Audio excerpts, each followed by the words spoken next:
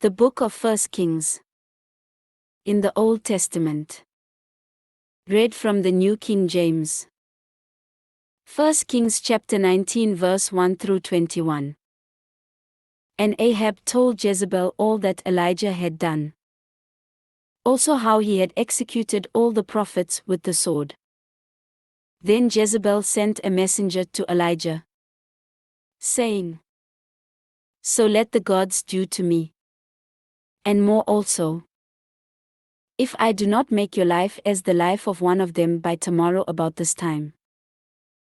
And when he saw that, he arose and ran for his life, and went to Beersheba, which belongs to Judah, and left his servant there. But he himself went a day's journey into the wilderness, and came and sat down under a broom tree. And he prayed that he might die, and said, It is enough. Now, Lord, take my life, for I am no better than my fathers. Then as he lay and slept under a broom tree, suddenly an angel touched him, and said to him, Arise and eat. Then he looked, and there by his head was a cake baked on coals, and a jar of water. So he ate and drank, and lay down again. And the angel of the Lord came back the second time, and touched him, and said, Arise and eat, because the journey is too great for you. So he arose, and ate and drank. And he went in the strength of that food 40 days and 40 nights as far as Horeb, the mountain of God. And there he went into a cave, and spent the night in that place. And behold, the word of the Lord came to him. And he said to him, What are you doing here, Elijah? So he said, I have been very zealous for the Lord God of hosts.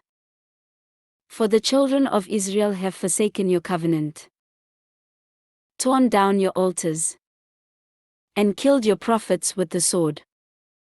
I alone am left, and they seek to take my life. Then he said, Go out, and stand on the mountain before the Lord. And behold, the Lord passed by, and a great and strong wind tore into the mountains and broke the rocks in pieces before the Lord. But the Lord was not in the wind. And after the wind an earthquake. But the Lord was not in the earthquake.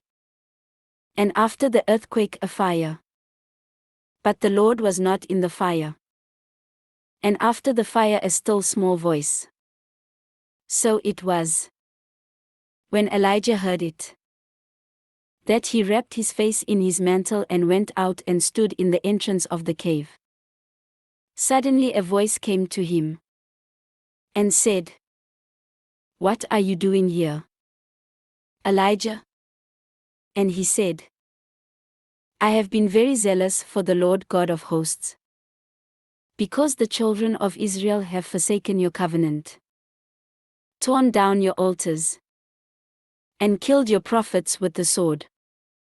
I alone am left, and they seek to take my life.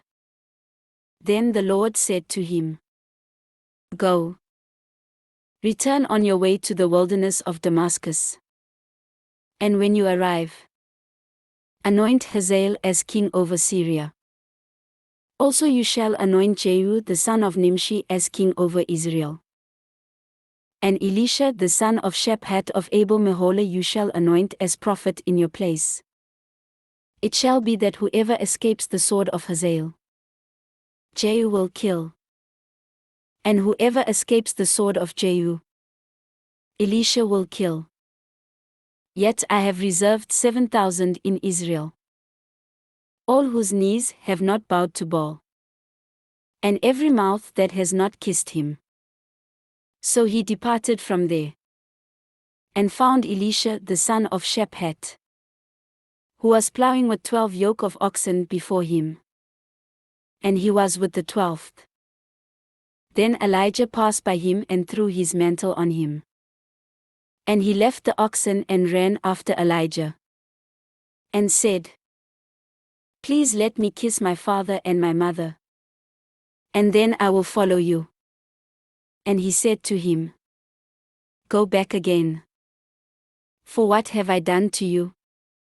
So Elisha turned back from him, and took a yoke of oxen and slaughtered them and boiled their flesh, using the oxen's equipment, and gave it to the people. And they ate. Then he arose and followed Elijah, and became his servant.